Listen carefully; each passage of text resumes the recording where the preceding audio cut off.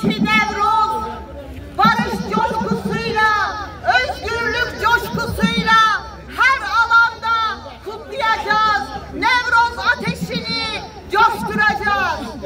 Bizler Van'da ayın 19'unda, 19 Mart'ta çarşamba günü saat 10'da Van Kalesi'nin yamacında Nevruz alanında Nevruz ateşini yakacağız.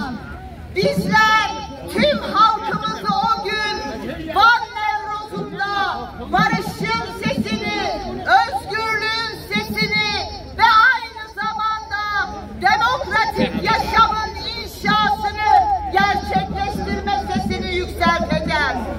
Tüm halkımızı o gün için Van Nevruz'una bekliyoruz.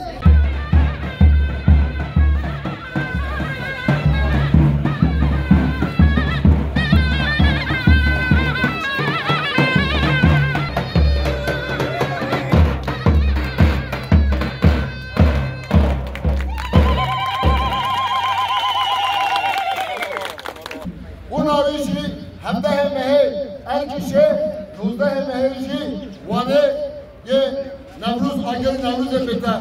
Hında bu navcımat ve tavahi gelime çambı kutu ne AKP'li, ne MHP'li, ne CHP'li eli farkı nakli hem hemi halkı bimaratına hem gelekli açıklı huylar kevin hem Rabbine bahar hem beyne hükmeti beyne bir devleti eli desteği ucalan migrin bir aşırtın bir nevi memleketi demokrasiye uygulamışken herkes kurtar, herkes gelip aytırçıya Davgah bekbinin, eli bile başlık araymadan beter çekirin, eli bile ne gelime, ne zalimime, ne iltifat, ne termiştir.